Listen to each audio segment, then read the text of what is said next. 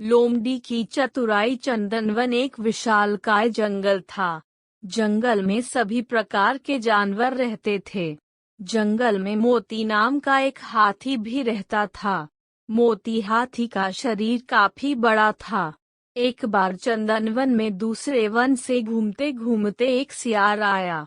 सियार ने जब मोती हाथी को देखा तब उसे देखकर सियार के मुंह में पानी आने लगा।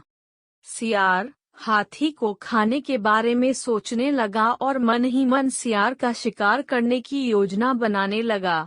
सियार सोचने लगा कि यह हाथी बहुत बड़ा है, अगर मैं इसका शिकार कर लूं, तब मुझे कई दिनों तक भोजन की तलाश में भटकना नहीं पड़ेगा। ऐसा सोचकर सियार हाथी के पास गया और उससे बोला, हाथी दादा, हमारे जंगल में कोई राजा नहीं है। हमारे जंगल के सभी जानवर चाहते हैं कि कोई बड़ा और समझदार जानवर हमारे जंगल का राजा बने। आप बड़े और समझदार दोनों हैं, क्या आप हमारे जंगल का राजा बनना पसंद करोगे? सियार की बात सुनकर हाथी खुश हो गया। उसने राजा बनने के लिए हाँ बोल दिया। इस पर सियार ने हाथी को अपने साथ चलने के लिए बोला। हाथी राजा बनने की खुशी में झूमते हुए सियार के साथ जाने के लिए तैयार हो गया। सियार हाथी को ऐसे तालाब में ले गया जिस तालाब में दलदल था। हाथी राजा बनने की खुशी में इतना मस्त था कि वह बिना सोचे तालाब में नहाने उतर गया। जैसे ही हाथी दलदल वाले तालाब में उतरा, हाथी के पैर दलदल में धंसने लगे।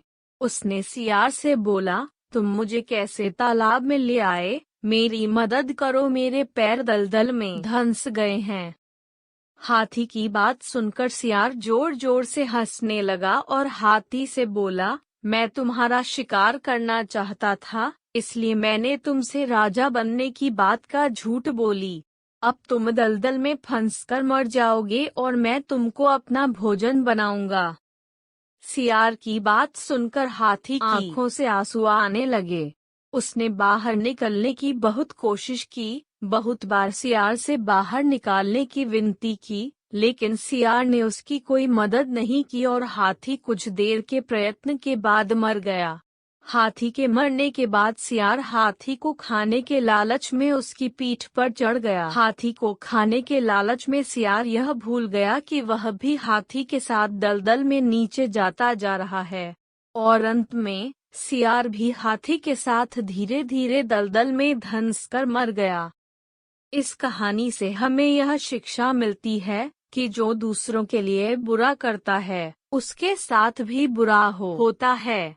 इसलिए हमें जीवन में कभी भी किसी के साथ बुरा नहीं करना चाहिए। अगर हम किसी के लिए बुरा करते हैं, तब हमें भी अपने साथ ऐसा होने के लिए तैयार रहना चाहिए, क्योंकि बुरे कर्म का फल हमेशा बुरा होता है। इसलिए किसी के साथ कभी बुरा ना करें। आपको हमारी ये कहानी कैसी लगी और आपने इससे क्या सीखा, हमें कमेंट करके जरूर बताएं। और हमारी चैनल के सब्सक्राइब करें और वीडियो को लाइक करें। धन्यवाद।